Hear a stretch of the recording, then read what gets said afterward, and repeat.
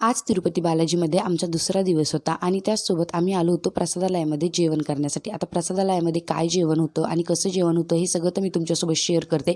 त्याआधी व्हिडिओ शेवटपर्यंत बघा आणि आपल्या चॅनलला सबस्क्राईब करायला अजिबात विसरू नका. आणि हो, हे प्रसादालय इतकं काय मोठं होतं ना, आणि त्याच्याहीपेक्षा सगळ्यात छान गोष्ट म्हणजे ही 3D वॉल, ही जी वॉल केलेली होती ना त्यांनी, ती मी तुम्हाला शब्दात सांगूच शकत नाही. आता व्हिडिओमध्ये कशी दिसती हे तुम्ही मला कमेंट करून सांगा आणि प्रत्यक्षात ती कशी दिसत होती ना, हे तर मी तुम्हाला म्हणजे त्याच्यासाठी तुम्ही तिथंच जा.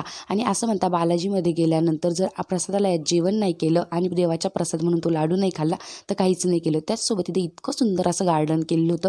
तिथं अन्नपूर्णाची एक छान मूर्ती होती आणि तिला नैवेद्यही ठेवलेला होता, म्हणजे जो प्रसादमध्ये बनतो ना त्याचाच नैवेद्य. आणि त्याचसोबत मी बोलले ना, जेवण काहीतरी असं होतं, इतका सुंदर मेनू होता जेवायला आणि खूप सुंदर जेवण होतं. टेस्टही वेगळीच होती, मस्त. आणि आम्ही कुठेही जाऊ, आम्हाला गाणे पाहिजे तेव्हा आम्ही शांत जेवण करून देऊ, असं प्रमाणे आम्ही केलं. खरंच आमचे जेवणही छान झालं आणि आम्हाला दर्शन पण खूप सुंदर भेटलं. चला भेटूया नेक्स्ट मिनी ब्लॉगमध्ये. तोपर्यंत सगळ्यांना बाय.